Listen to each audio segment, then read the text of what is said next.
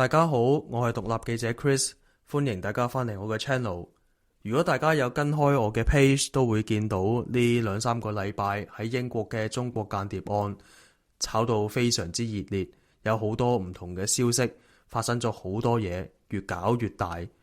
所以呢，我就想借呢一次機會去重溫一下究竟發生咗啲咩事，同埋討論下當中仲有啲乜嘢嘅問題。咁我又就揾咗喺英國國會跨黨派香港小組秘書處嘅工作嘅 Enoch 啦，就同我哋傾下呢件事。咁講翻少少即係呢個案情先。就其實呢個間諜案呢，係主要嘅發生係2021到2023年就已經即係進行咗佢哋所謂嘅間諜行為啦。係之後佢哋兩個被告被捕啦，係去到今年嘅9月。就係開審之前嘅最後一次上庭嘅一啲行政程序，但係呢，就喺呢個9月15號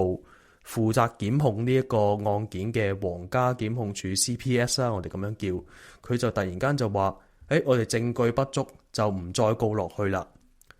然後呢件事都靜咗大概2個禮拜嘅，係喺10月頭呢，就開始有英國報章開始再揭發生啲咩事呢？就例如話10月3號電訊報就出嚟講話係工黨政府咧去所謂 sabotage 佢去令到呢單案咧係唔可以再告落去嘅。咁個原因係啲咩呢？報章就講唔同嘅講法啦。最主要嘅當時開頭嘅講法就話係因為有一個叫做國安顧問 Jonathan Powell， 佢就同英國政府其他嘅一啲部門開咗個會，就決定如果呢單案繼續落去呢，咁就會影響英國同埋中國嘅財政貿易嘅關係。咁所以呢，就決定咗唔可以繼續落去啦，再唔可以再提供證人去令到呢單案繼續。咁開頭嘅講法係咁樣嘅，而工黨政府之後點樣處理呢？咁 Enoch 你可以講下，點解單案明明去嗰個位就停咗喺度啦，越搞越大嘅咧？係啦，咁啊，首先就多謝 Chris 嘅邀請上嚟呢個節目啦。我哋今次我又再翻到嚟啦，咁同埋即係都要講一講啦。咁雖然我係喺英國國會跨黨派香港小組秘書處入邊工作啦，咁但係我係以即係我今日所講嘅係個人意見嚟嘅，就唔反映秘書處同埋國會小組嘅立場嘅。咁啊，講翻頭先你所講啦，其實就好有趣嘅，因為當件事即係首先報章報導件事唔再告啦，即係個 case collapse 嘅時候啦，咁其實即係呢件案雖然一路以嚟主流媒體都有關注，咁但係咧都仍然係可以話一啲相對比較小眾嘅消息啦，即係未去到一個係市民大眾又或者每日電視新聞都會不停去講嘅。咁而事緣即係件事嘅即係發酵嘅第一件事就係正如你所講，就係電訊報同埋呢個星期日《泰晤士報》都有報導嘅，就係話疑似國安顧問係因為擔心嘅呢一個政府嘅，其實一開初都冇講到國安顧問嘅名，一開初就係話政府擔心因為呢個 case 如果繼續告落去咧，會影響英國同中國嘅關係，所以咧政府就唔想唔告。咁呢件事一出咗之後咧，咁政府就話啦，冇咁嘅事完全係CPS 即係Crime Prosecution Service 嘅 decision 嚟嘅，即係政府係唔干涉檢控嘅，因為檢控係獨立嘅，所以 therefore 咧係唔關我哋事嘅。咁一開始就咁講，咁但係咧事情嗰個第一個令人意想唔到嘅地方就係當政府出嚟講完呢句嘢之後咧，罕有地 CPS 嘅公務員包括現任仍然喺檢控處裏面工作緊嘅檢控官，都一啲已經退咗休，或者有啲而家已經冇做，但仍然係呢個體系嘅人出嚟就話唔係，其實檢控處係想檢控呢樣嘢嘅，而發生嘅問題就係當檢控官不停去問政府我要攞你嘅證據嘅時候，政府係三番四次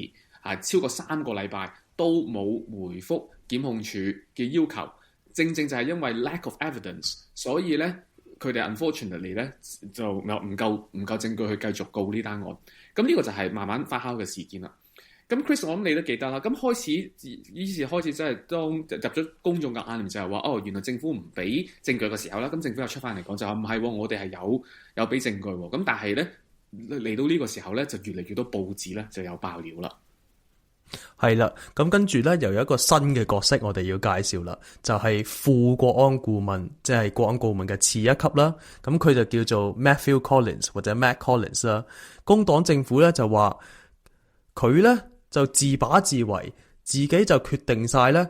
我唔會再作供噶啦，我唔會再提供證據吓。佢冇問過呢個上司啦，冇問過工黨嘅官員啦，冇問過政府，就自把自為，認為咧就話證據不足，我唔再講啦咁樣。但係呢個咧就令到外界係非常之質疑啦。有冇可能一個都未算最高級嘅國安顧問，佢只係副國安顧問啫嘛，竟然可以自把自為決定就話我哋唔會再進行呢單 case， 而呢樣嘢係完全唔涉及佢嘅上司嘅咧，咁就非常之可疑啦。我哋跳咗一步添啊，因為咧 Matthew Collins 呢個都係講緊係今個禮拜同埋對上個禮拜先至發酵出嚟嘅一個新嘅人物啦。咁其實當呢件事發生咗之後咧，咁自然保守黨作為在野黨就不停去追擊政府，就話點解你唔告呢樣嘢咧？咁呢個最神奇嘅地方咧就係啦，首先就話證據不足係啦，咁檢控處就皇家檢控處就係話政府唔肯俾證據。政府咧第一個喺 PMQ 即係呢一個首相每週問答會每週問答會係啦嘅時候咧，咁佢就第一個講嘅 statement 咧，即係 Keir Starmer 講嘅 statement 就話啦，之所以個 case collapse 咧，係因為保守黨年代，佢將個波俾翻保守黨，就係因為保守黨政府年代冇將中國定性為一個威脅 ，so therefore 根據 Official Secret Act 1911係唔能夠面對呢一個即係嗰個定罪嘅 threshold 係未達到嘅。咁呢個就係首相喺國會裏邊講嘅。咁當然就即刻俾人打臉啦。首先就係因為如果大家有印象咧，較早時候咧講緊係大概半年前咧，係有一單關乎5個保加利亞人幫俄羅斯做間諜嘅案嘅。咁嗰單案咧係當中佢亦都係根據1911 Official Secret Act 去 prosecute 嘅。而佢哋係呢個案已經成為一個案例，就係佢唔需要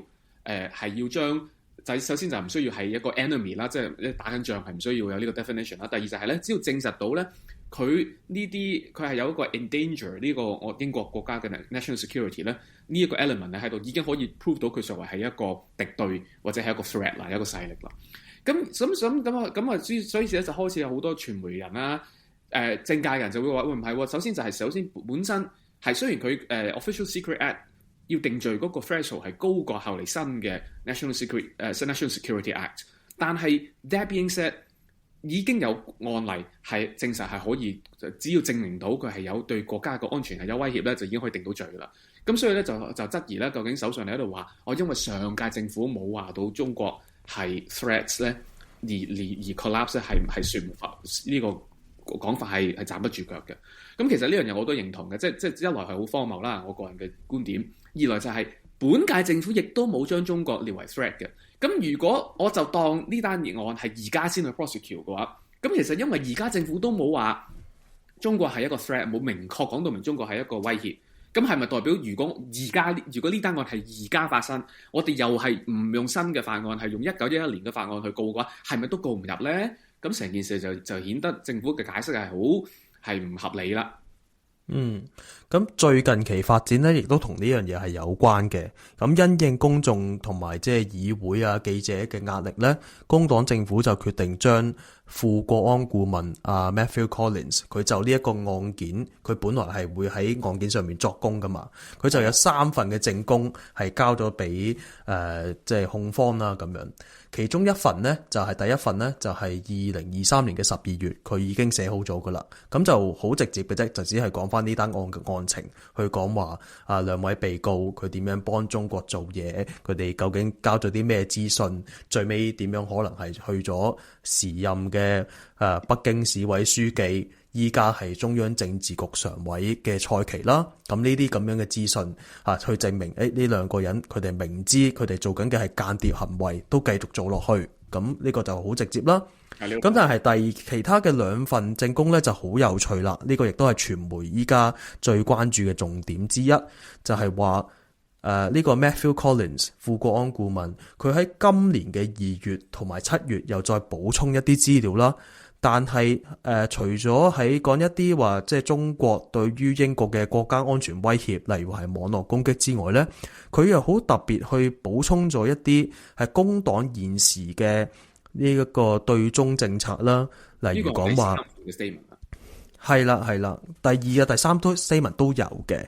咁咧佢就話工黨咧雖然面對依家中國嘅各式各樣嘅危險啦，各式各樣嘅威脅啦，但係工黨嘅取態都係喺需要嘅時候咧係同中國係有一個好嘅關係啦，要有商貿合作啦之類，即係引述直頭係用工黨嘅競選宣言嘅其中一啲段落都直接擺咗落去，咁亦都翻去頭先阿伊諾你講嘅嘢啦。咁好奇怪啦，明明我哋講緊係2021到2023年案發嘅事，當時係保守黨執政，工黨亦都話係保守黨嘅執政嘅時候冇將呢一個中國定為敵人而出現個問題。咁點解現任嘅副國安顧問又要喺個文件入邊講翻現時工黨嘅政策呢？咁其實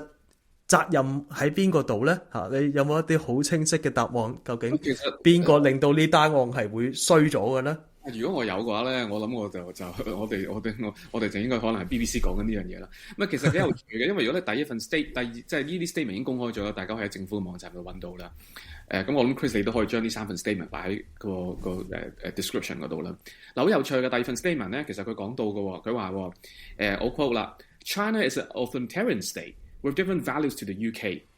This presents challenges for both the UK and our allies. China and the UK both benefit from bilateral trade and investment, but China also presents the biggest state-based threat to the UK's economic security. Okay, right. 你可以話佢淨係講 economic security 啫，咁但係明確地佢係有講到 threat 嘅。咁所以佢有呢個字眼嘅喎。係啊，佢用呢個字眼嘅。咁所以咁當然啦，佢之後仲有其他嘅 expansion 啦，就講到其他嘅 threat。咁但係其實係個 statement 咧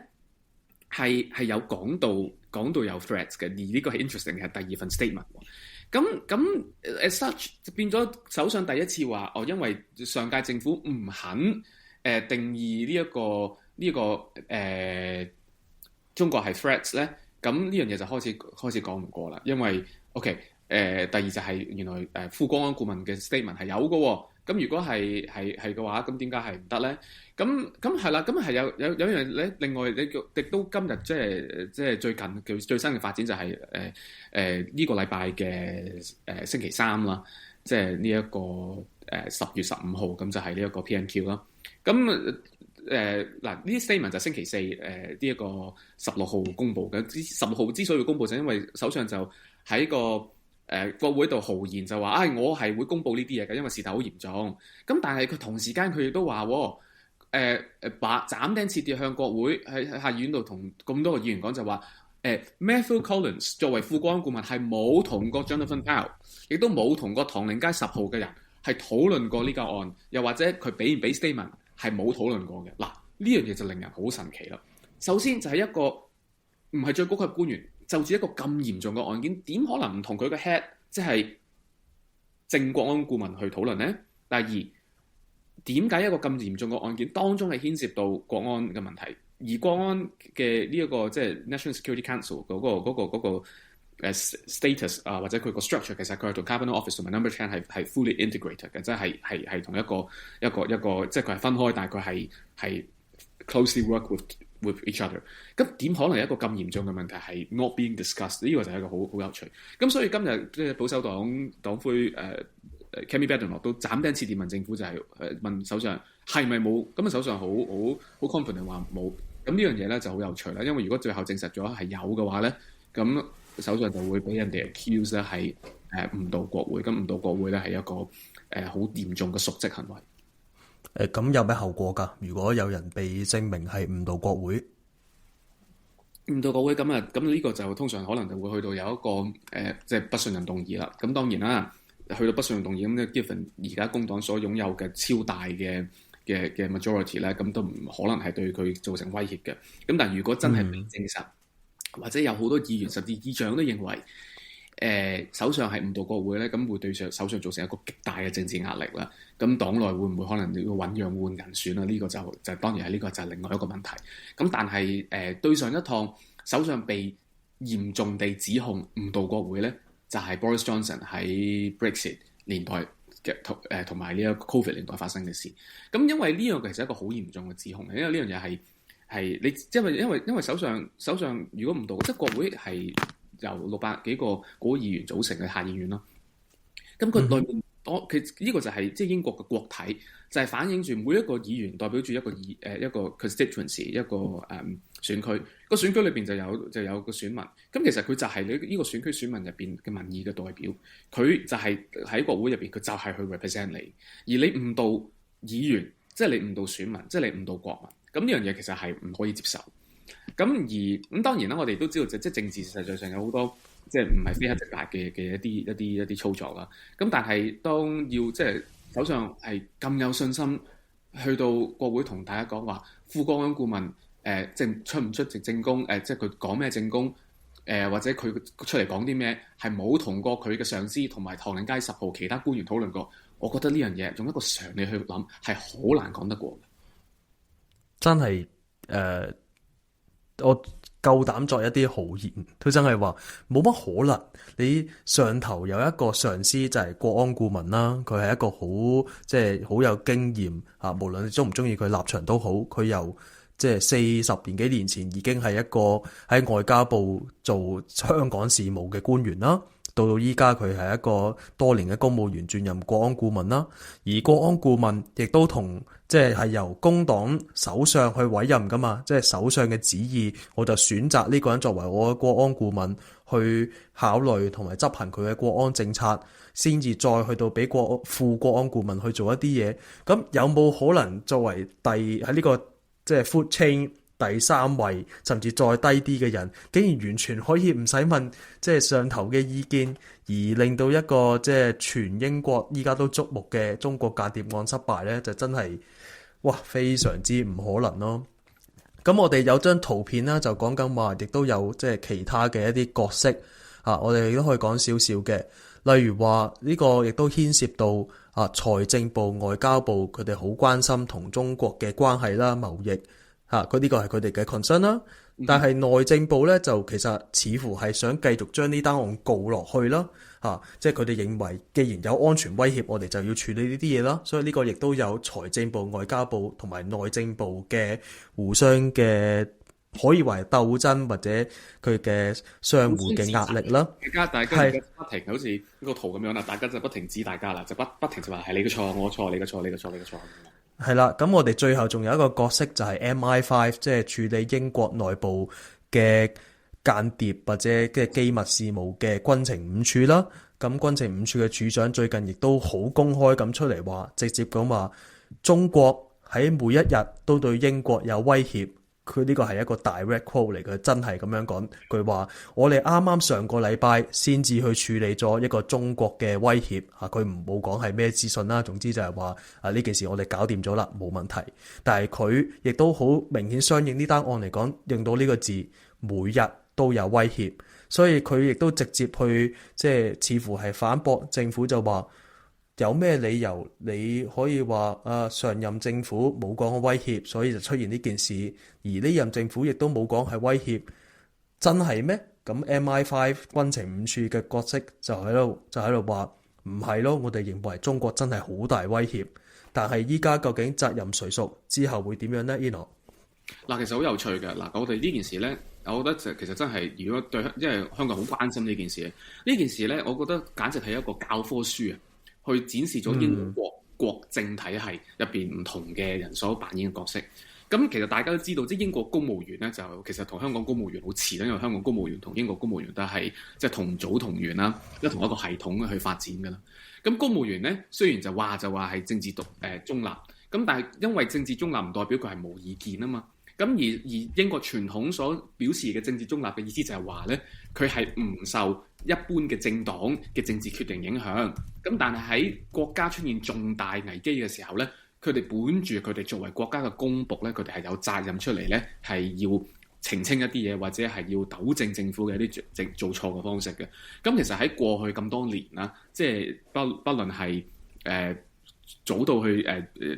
伊拉克戰爭啊，去到後嚟Covid 啊、Brexit 啊，甚至今日其實我哋都會見到高級公務員，即係例如話去到常務秘書長等等呢啲咁樣嘅公務員咧，佢哋喺關鍵嘅時候佢哋會出嚟咧，即係講嘢嘅。咁其實今趟咧，因為首先即係爆出嚟嘅就係皇家檢控處、刑事檢控專員、現任啦、對上一任啦，同埋其他已經離開咗呢個體系嘅前公務員都出嚟講嘢，就指控政府嘅就話政府就話佢唔關佢事喎，即係唔關呢一個唔關 CPS 事喎，sorry 係即係 CPS 嘅決定喎，就出嚟就話唔係喎，呢個唔係咁嘅 case 喎，咁呢個已經係好罕有，因為你好少會見到咁多公務員，尤其是係檢控方面嘅公務員出嚟講嘢。咁其次就係我哋都聽過好多次啦，軍情五處都不停，不論喺上屆政府、今屆政府都不停係講咧，認為中國係一個好大嘅威脅，所以認為政府嘅決定係要反映呢個現實。咁其實我哋當中可以睇到兩樣嘢，第一就係軍情五處咧係一路以嚟都唔妥政府，尤其是本屆政府關於中國大使館啦、關於呢間案所作出嘅決定啦，係非常之唔滿意。第二就係檢控處亦都講到明，我係唔會食呢隻死貓嘅。咁呢樣嘢我都可以睇到公務員所扮演嘅角色啦。咁當然頭先提到就國安顧問同埋副國安顧問，佢哋都係公務員。咁但係其實佢哋就比較似一個政治人物嘅公務員，因為其實佢哋就係因為佢哋係即係類似一個 special advisor 嘅角色，因為佢哋係通常係根據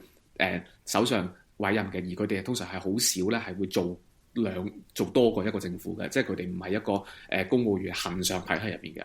咁所以佢哋其實係同即係政府嘅政治決定係千絲萬縷。咁呢個亦都好神奇啦，係啦，正如 Chris 啱啱所講啦。即係Jonathan Powell 係一個好有經驗嘅公務員，佢喺外交體系咧係做超過40年。咁一個咁 senior 嘅人，有冇可能係完全冇干涉過呢單案咧？我真係覺得係冇可能。呢樣嘢係違反常識。咁最後就係正如你所講，就係財政部、外交部，因為之前就係即係報紙就係報導，英國報紙就係報導就話 Jonathan Powell 同埋 Treasury 同埋 Foreign Office 見完面之後咧，就擔心影響中國嘅 investment 同埋影響英華關係，咁 so therefore 咧就希望呢單案就唔繼續啦。咁因為如果佢擔心咧繼續 prosecute 佢會影響關係，咁呢樣嘢亦都反映咗一樣嘢嘅，就係我哋成日咧喺政圈入邊嘅人都會講嘅，其實英國幾大嘅政府部門咧，即係最 powerful 嘅政府部門就係財政部啦、國庫啦、外交部啦，同埋呢一個內政部。咁呢幾個部門因為佢牽涉嘅嘢全部都係好重要，即係基本上就涵蓋晒錢、外交同埋國安同埋每日嘅內政。咁成日都講到咧，就係財政部同外交部咧，佢哋咧係因為英國冇錢，又或者希望所以保持一個良好嘅關係同中國，咁所以咧就成日都係唔希望採取一啲比較可能會影響到一啲中國關係或者啲 so called 可能會比較 radical 啲嘅一啲 decision。咁但係內政部好多時候咧就持相反意見嘅。咁呢個矛盾其實就係一路以嚟都存在㗎啦，即係已經存在咗好多年。咁今趟報紙報導加埋呢個諜案咧，大家哋都可以睇到咧呢個矛盾咧又浮咗上水面啦。咁我哋要慢慢再睇下，即係究竟仲有啲咩新嘅消息會出嚟啦。喺我哋睇呢一件事，中國間諜案嘅情況，似乎就每日都有報紙有頭版報導，有新嘅消息。每個喺呢一張圖入邊嘅人都會放消息俾報紙啊、傳媒啊、其他人士咁樣，每日都有互相唔同矛盾嘅消息放出嚟。今日就可能講緊副國安顧問，聽日又翻去皇家檢控處，後日又講緊 MI5。咁似乎呢件事呢就沒完沒了，會繼續落去，亦都牽涉到頭先我哋講嘅即係中國大使館啦。呢件事又要拖到去今年嘅12月先至可能有決定，但係其實都已經拖咗3-4次噶啦嘛。到咗12月。呢一單中國間諜案會唔會仲燒緊呢？中國大使館、超級大使館仲可唔能有咩決定呢？都真係完全係一個謎啊！冇錯啊！咁啊，我諗呢個大家就要即係希望關注呢件事件嘅人就持續關注呢樣嘢，同埋咧係要，因為好明顯就係政府而家佢冇可能係 make 呢個 decision 關於大使館啦。咁佢就好未希望咧，就拖到12月咧應該報完一單嘢。咁啊，究竟12月煲完未咧？就真係唔知，因為政治3日都嫌長。咁但係咧，好明顯其實呢樣嘢又再次係暴露咗本屆政府嘅一啲 decision 係 make 得好差。即係或者我可能我總結一樣嘢就係覺得，即係因為呢個諜案咧發生嘅時候係大選前發生，咁所以其實喺即係我哋所講個 China Circle 啦，喺 Westminster 入邊咧，即係知道呢件事係好驚訝，因為好多人咧都可能會同個Christopher Cash 係有一面之緣，或者甚至可能同，因為佢曾經係呢一個China Research Group 一個即係都比較 influential 嘅一個關於中國政策嘅 think tank 入邊嘅 director 啦。咁所以即係喺 China Circle 入邊係一定會接觸過佢嘅。咁但係問題係呢件事即係由一開初咁樣發生嘅時候咧，佢只係一個比較小眾嘅嘢，即係公眾都未必對呢樣嘢好關注。咁最有趣嘅就係，如果工黨政府真係希望係想係可以即係唔被咁多人質疑佢嘅對華政策，而 ultimately 佢好想係可以批到個大使館嘅話，其實你係唔應該發生咁多事噶嘛，係應該避免呢樣嘢。而偏偏佢就係咁笨拙做咗呢個決定，就引發咗一個狂莫大嘅政治風波。而我會話呢個政治風波係比起Angela Rayner 因為冇俾稅而要落台咧係更大嘅，因為 Angela Rayner 即係 in the case it's more like a very political decisions。但而家呢個係牽涉到 national security， 有冇政府干涉 independence of 個 prosecution， 而同埋 ultimately 究竟係政府係咪 act in our best national interest？ 咁呢個係一個 unprecedented 嘅 crisis， 而最有趣嘅就係工黨自己引爆。咁所以即係政府呢屆政府佢做一啲好奇怪嘅決定咧，係真係令人哋感到係好沮喪同埋係黑人問號。咁係啦，我喺呢2個禮拜跟進呢單新聞嘅時候，都不斷拗爆個頭，搞咩啊？又嚟又有，再爆多啲，又多一個，所以都似乎都係會繼續係咁樣。好啦，我哋今日就好多謝 Enoch 同我傾下偈，講呢間中國間諜案，我都幾相信我哋之後都會再傾多1次、2次，可能係3次咁樣傾落去。好多謝大家收睇收聽，我哋下次再見，拜拜。